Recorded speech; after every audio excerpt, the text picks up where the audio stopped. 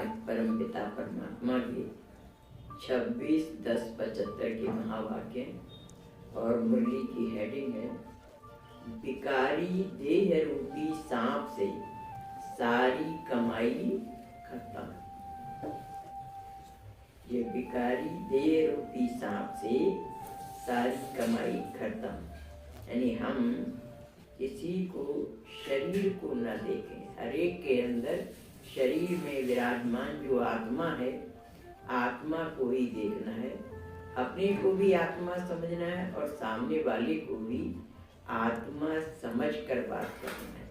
तो बाबा आज इसके ऊपर शिक्षा दे रहे हैं।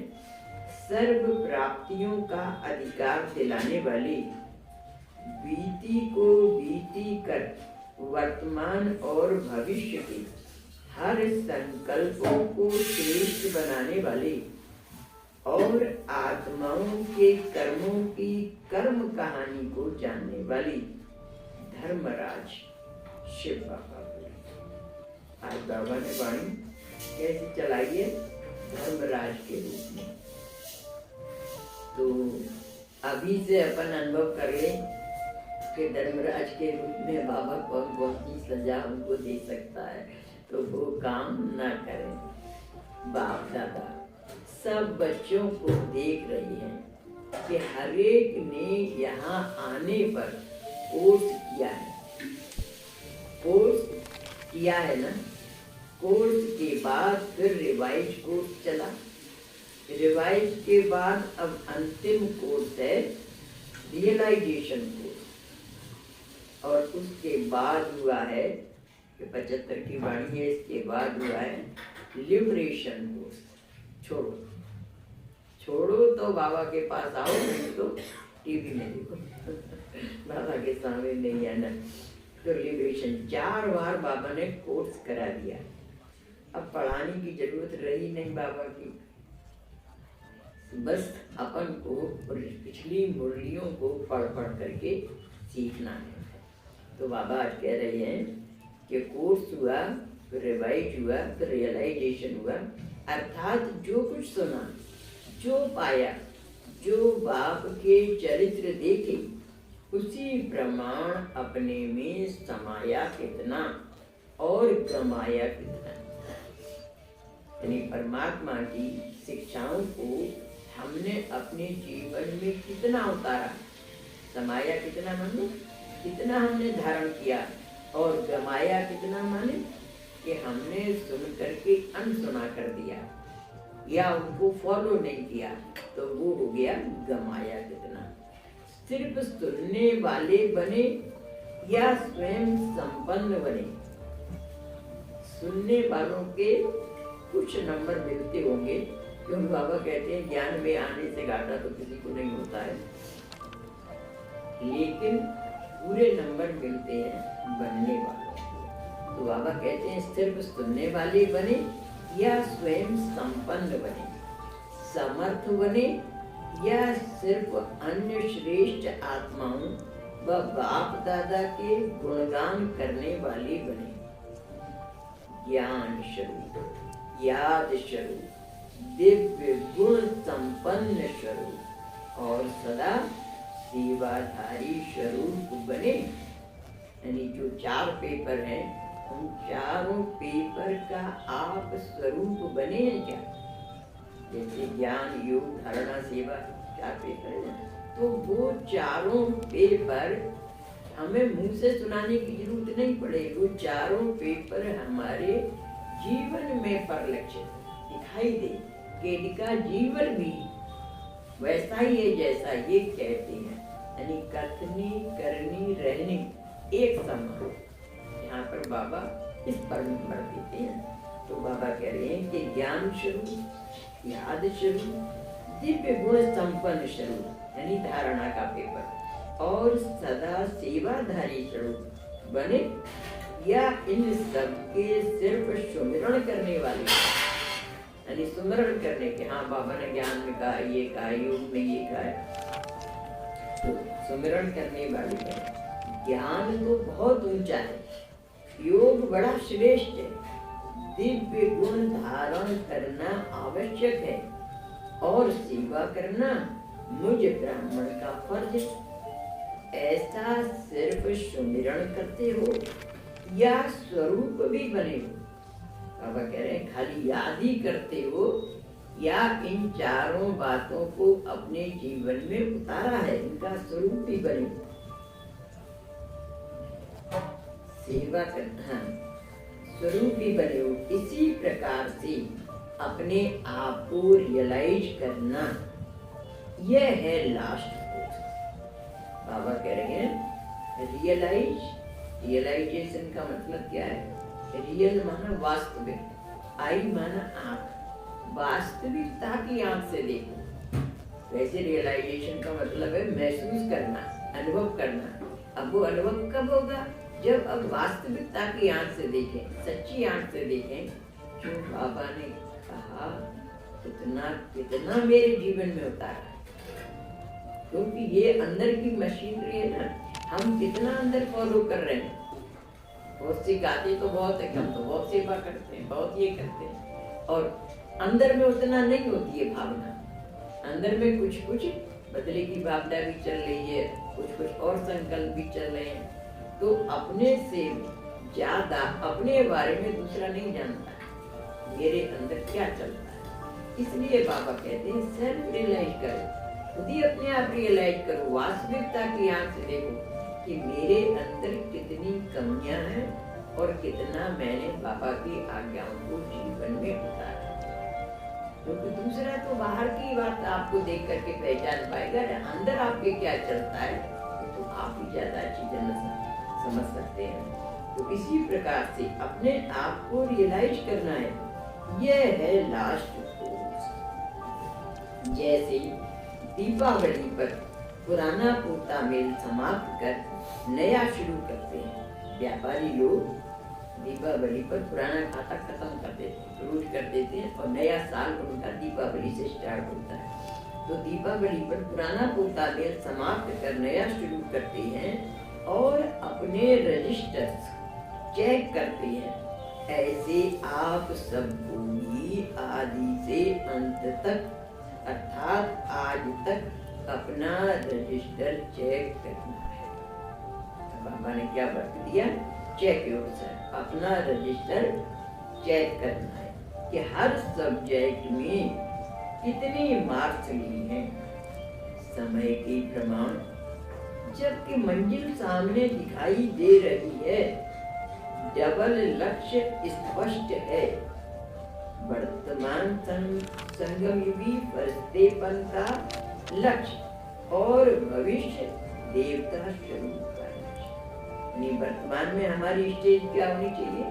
फरिश्तापन की। फरिश्ता मतलब हमारा कहीं पर भी किसी में भी रंचक मात्र भी अटैचमेंट नहीं, वर्ष से रिश्ता नहीं। और भविष्य में क्या बनना है हमको? देवता स्वरूप का लक्ष्य। तो देवताई लक्षण आए हैं। देवता मन देने का स्वभाव, देवता मन लेने का स्वभाव। मेरे मन में देने की भावना आती है या लेने की भावना आती है, ये अपनी सेल्फ चेकिंग है। तो ये दोनों लक्षण रिश्तापन के और देवताईपन के, ये अपने अंदर आए हैं। जैसे लक्ष्य स्पष्ट है वैसे लक्षण स्पष्ट दिखाई देते हैं। क्या अब आप पूछते हैं कि फरिश्ता बनना और देवता बनना ये आपका लक्ष्य है, तो वैसे फरिश्ताई लक्षण यानी संसार में अभी भी आ सकती है, गिल्ला शिकवे हैं या इन सबसे ऊपर हो गए। देवताई संस्कार है, देने के संस्कार है, या अभी भी नामन सन की चाहना है किसी के अंदर, तो ये भी अच्छी बात है। बाबा तो इतना नाम मान शान दे रहा है, फिर देहधारियों से क्या नाम मान शान की इच्छा रखना। तो इसलिए बाबा कह रहे हैं चेक करो अपने आप को। वैसे लक्षण स्पष्ट दिखाई देते हैं। विश्व परिवर्तन के पहले क्या स्वयं में परिवर्तन हुआ अनुभव होता है क्या? ऐसी चेकिंग की है, क्योंकि विश्व परिवर्तन के बाद तो पढ़ाई खत्म हो जाएगी, फिर थोड़ी पढ़ाएंगे परमात्मा, खत्म। उसके बाद ये सब एंड हो जाएगा, नई दुनिया आ जाएगी। नई दुनिया में तो कोई ये ज्ञान चलेगा नहीं।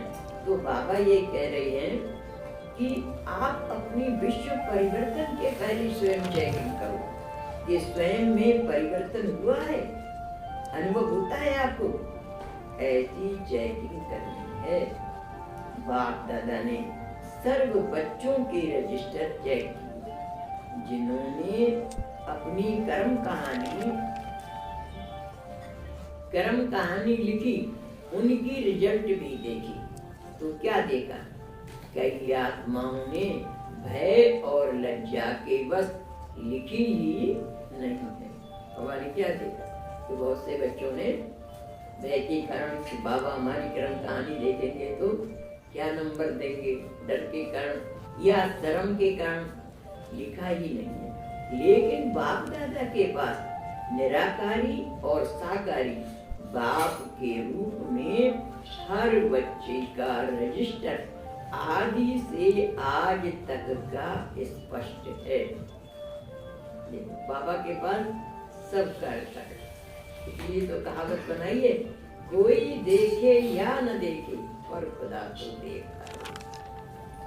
इसलिए हमेशा समझो कि मेरे आसपास खुदा है, हर समय वो मुझे देख रहा है, मैं क्या सोच रहा हूँ, क्या बोल रहा हूँ, क्या कर रहा हूँ। कोई देहधारी से नहीं दिखाना है किसी को, न देहधारी से सर्टिफिकेट लेने की इच्छा रखनी है। बस भगवान को दिखाना है और भगवान से ही सर्टिफिकेट मिलना। रैंक या पद जो मिलेगा वो भगवान देंगे ना, तो उसकी निगाह में हम सही साट रहे हैं।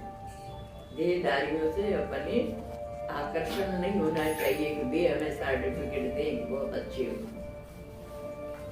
अब कह रहे हैं कि बाप दादा के पास निराकारी और साकारी, बाप के रूप में निराकारी शिव बाबा, साकारी ब्रह्मा बाबा के रूप में हर बच्चे का रजिस्टर आदि से आज तक का स्पष्ट है। इसको तो कोई मिटा नहीं सकता है।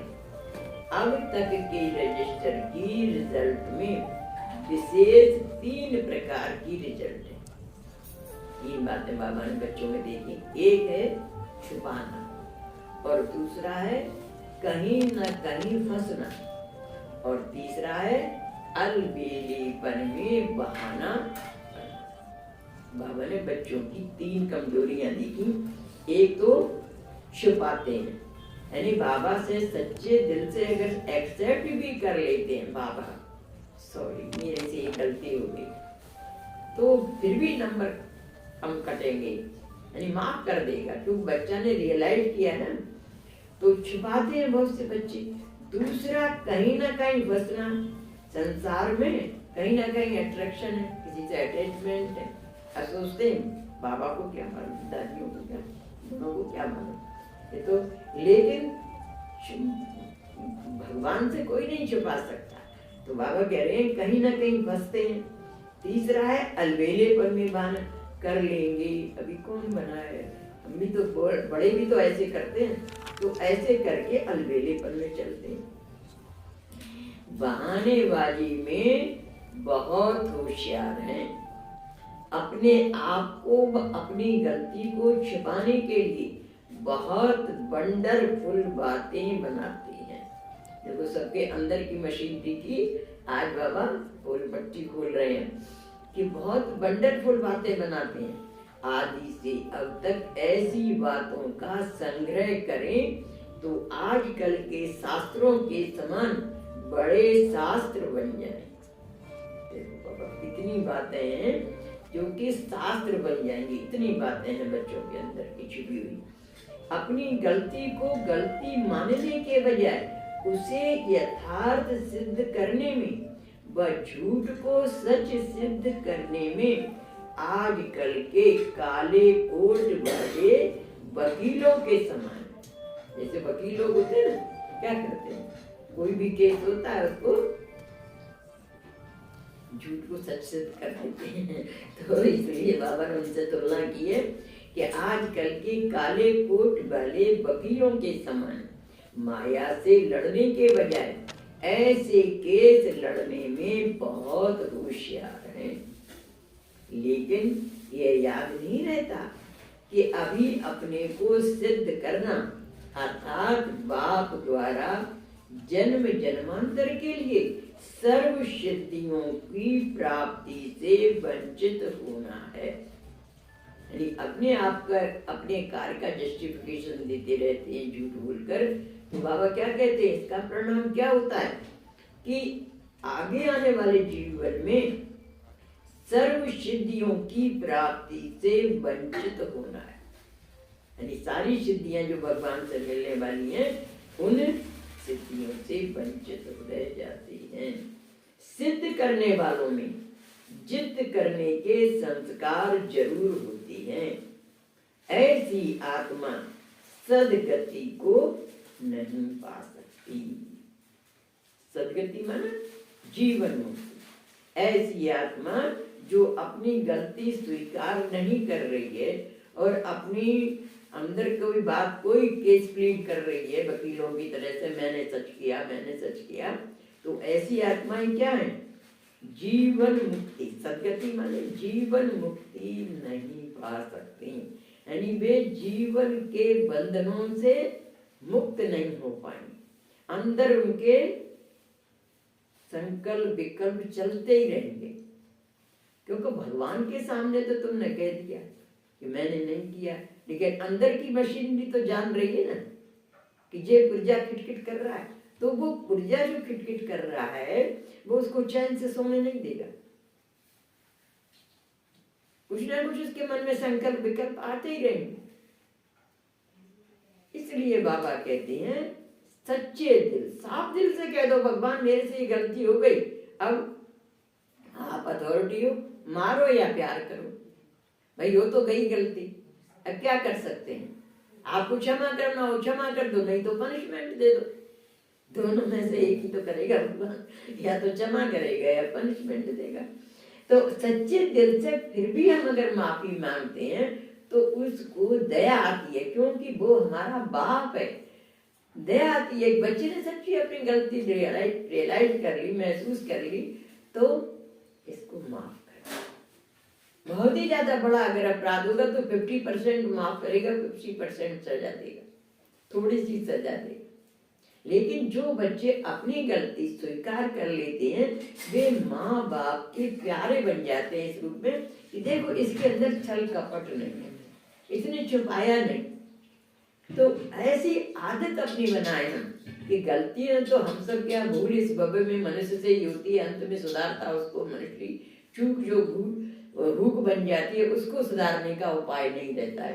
यानी हमसे गलतियां सबसे होती है, मनुष्य मात्र से गलतियां, कोई ऐसा नहीं जिसकी गलतियां नहीं हो। लेकिन स्वीकार कर लेने से, माता पिता है भगवान हमारे, हमने लौकिक माँ बाप को देखा, गलती हो गई कहते तो वो क्षमा कर देते थे, कभी फिर डांटते नहीं थे।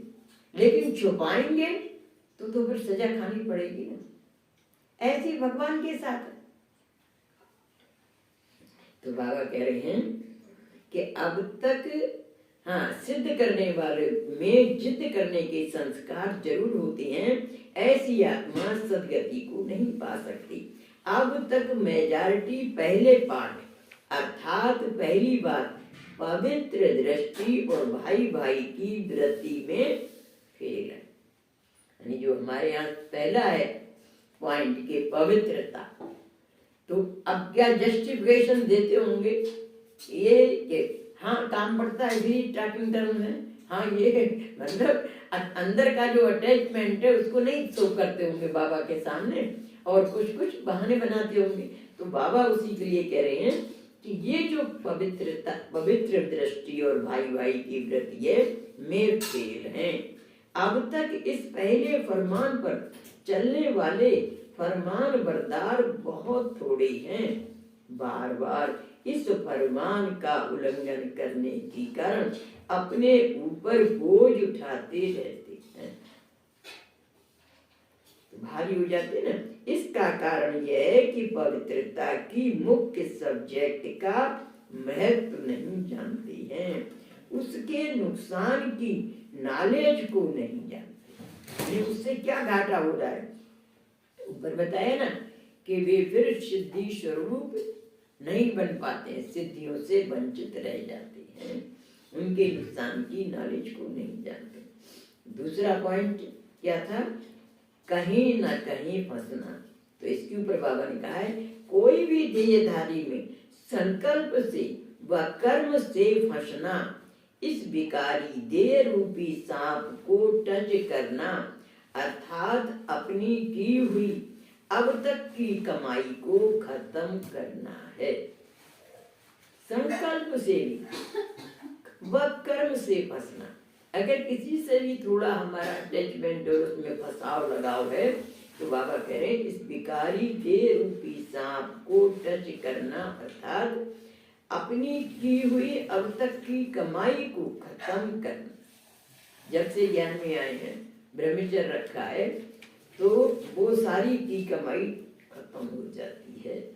चाहे कितना भी ज्ञान का अनुभव हो या याद द्वारा शक्तियों को प्राप्ति का अनुभव किया हो या तन मन धन से सेवा की हो, लेकिन सर्व प्राप्तियां इस देह रूपी सांप को टच करने से इस सांप के विष के कारण जैसे विष मनुष्य को खत्म कर देता है, वैसे ही वह सांप भी अर्थात देह में फंसने का विष सारी कमाई को खत्म कर दे।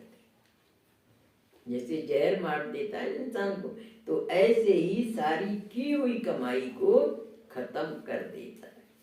पहले की हुई कमाई के रजिस्टर पर काला दाग पड़ जाता है, जिसको मिटाना बहुत मुश्किल है। जैसे योग अग्नि पिछले पापों को भस्म करती है, यानी बाबा की याद में बैठने से हमारे पिछले पाप खत्म हो जाते हैं, वैसे ही यह विकारी भोग भोगने की अग्नि पिछले पुण्य को भस्म कर देती।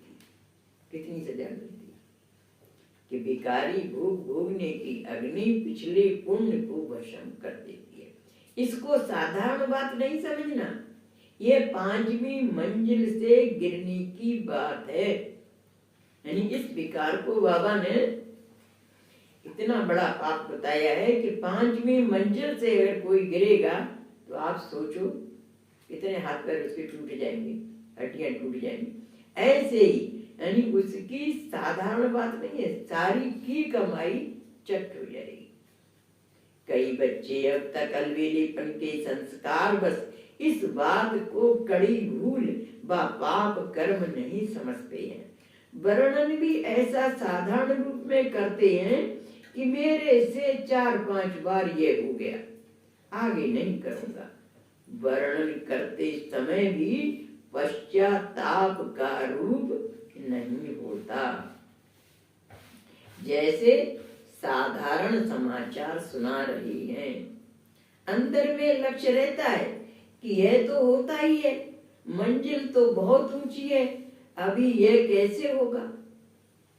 लेकिन फिर भी आज ऐसे पापात्मा ज्ञान की गिलानी कराने वालों को बाप दादा वार्निंग देते, वार्निंग माने चेतावनी, सावधानी देती है कि आज से भी इस गलती को कड़ी भूल समझकर यदि मिटाया नहीं तो बहुत कड़ी सजा के अधिकारी बनेगा।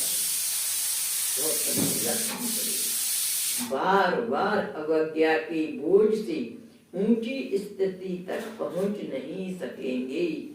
प्राप्ति करने वालों की लाइन की बजाय पश्चाताप करने वालों की लाइन में खड़े होंगे। प्राप्ति करने वालों की जय जयकार होगी और अवज्ञा करने वालों की नैन और मुख हाय हाय की आवाज निकालेंगे। और सर्व प्राप्ति करने वाले ब्राह्मण ऐसी आत्माओं को कुल कलंकित की लाइन में देखेंगे। बाबा का बच्चा बनकर बाबा के कुल की लाज नहीं रखी, कुल को कलंकित किया, इसकी लाइन में देखेंगे। अपने किए हुए विकर्मों का कालापन चेहरे से स्पष्ट दिखाई देगा। इसलिए अब से ये विकराल भूल अर्थात बड़ी से बड़ी भूल समझ करके अभी ही अपनी पिछली भूलों का पश्चाताप दिल से करके बाप से स्पष्ट कर अपना बोझ मिटाओ। बाबा कह रहे हैं कि जो पिछला हो गया उसको सच्चे हृदय से बाबा के सामने एक्सेप्ट कर लो, स्वीकार कर लो, और जो बोझ है उस बोझ को मिटाओ, अपने आप को कड़ी सजा दो ताकि आगे की सजाओं से भी छूट जाए। अब अन्य आप हम अपने आप को गलती हो जाती है, खुद को खुद पनिशमेंट दे लेते हैं, तो भगवान पनिशमेंट फिर नहीं देता। बच्चे ने अपनी गलती मान ली, अपने आप को भी पनिशमेंट दे भी लिया, तो भगवान तो हमारा पिता है ना, तो फिर वो रहम दिल बन जाता है।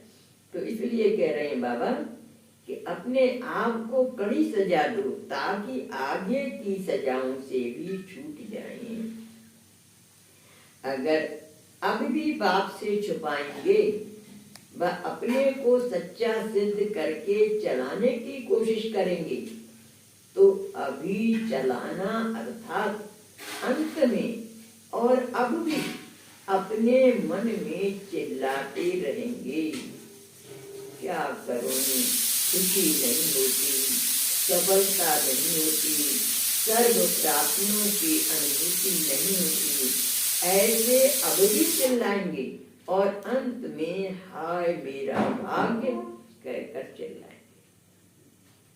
अभी भी सक्सेस नहीं मिलेगी ना, छुपा रहे हो, भगवान से छुपा रहे हो, सजा तो मिलेगी। तो बाबा कह रहे हैं कि अभी भी चिल्लाएंगे, क्या करूं, खुशी नहीं रहती, सफलता नहीं होती, सर्व प्राप्तियों की अनुभूति नहीं होती, ऐसे अब भी चिल्लाएंगे और अंत में हाय मेरा भाग्य कह चिल्लाएंगे। तो अब का चलाना अर्थात बार बार चिल्लाना। अगर अभी बात को चलाते हो तो अपने जन्म जन्मांतर के श्रेष्ठ तकदीर को जलाते हो। क्या टाइटल कि अगर अभी बात को चलाते, चलता है ऐसे से चलता है, और लोग ऐसे कहते हैं, तो बाबा क्या करे, अपने भाग्य को जलाते हो, जलाते माने भस्म कर देते हो, अपने श्रेष्ठ तकदीर को जलाते हो। इसलिए इस विशेष बात पर विशेष अटेंशन रखो। संकल्प में भी इस विष भरे सांप को टच नहीं करना, यानी संकल्प में, सोच में भी, थॉट में भी नहीं आना चाहिए। तो बाबा कह रहे हैं संकल्प में भी इस विष भरे सांप को टच नहीं करना। संकल्प में भी टच करना अर्थात अपने को मूर्छित करना है। तो रजिस्टर में विशेष अलबेलापन देखा। दूसरी रिजल्ट कल सुनाई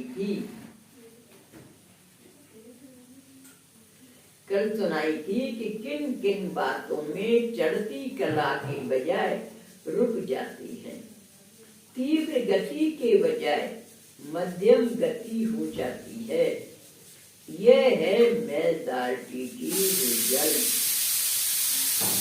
इसलिए अब अपने आप को रियलाइज करो, अर्थात अंतिम रियलाइज कोर्स समाप्त करो। अपने आप को अच्छी तरह हर प्रकार से हर सब्जेक्ट में चेक करो, चारों सब्जेक्ट में अपने आप को चेक करो। सर्व मर्यादाओं को, बाप के फरमानों को और श्रेष्ठ मत को कहाँ तक प्रैक्टिकल में लाया है, उसको चेक करो।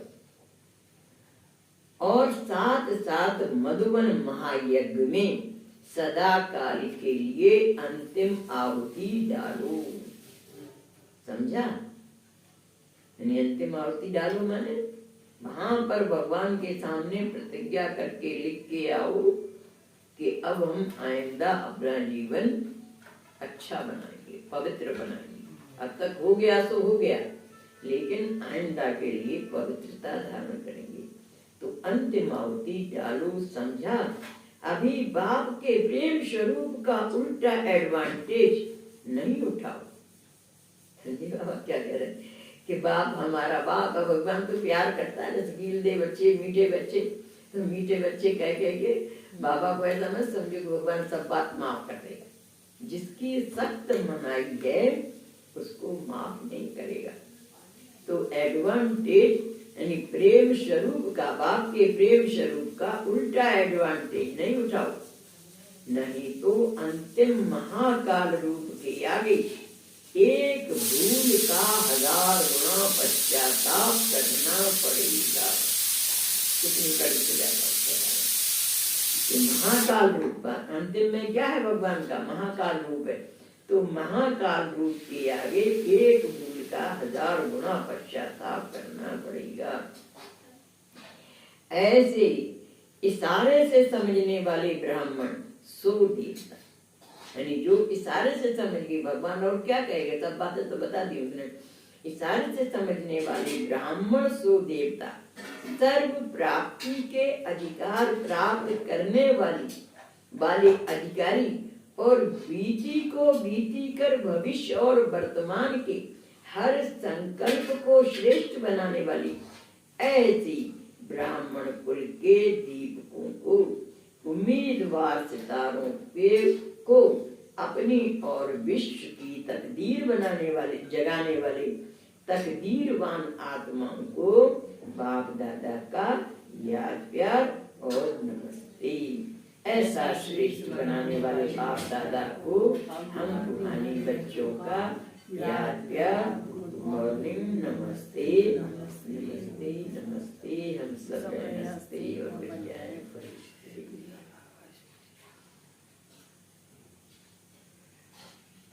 अब इस मुरली की विशेष बातें हैं वो सुनाते हैं। पहले पॉइंट है, बच्चों के कर्म कहानी के रजिस्टर्स में विशेष 3 प्रकार की झंझट।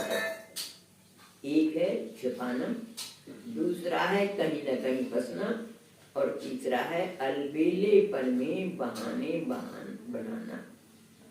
दूसरा, अभी अपने से हुई भूल को सच सिद्ध करना, अर्थात बाप द्वारा जन्म जन्मांतर के लिए सर्व सिद्धियों की प्राप्ति से वंचित होना है। तीसरा है, कोई भी देहधारी में संकल्प से व कर्म से फंसना, अर्थात अपनी की हुई अब तक की कमाई को खत्म करना।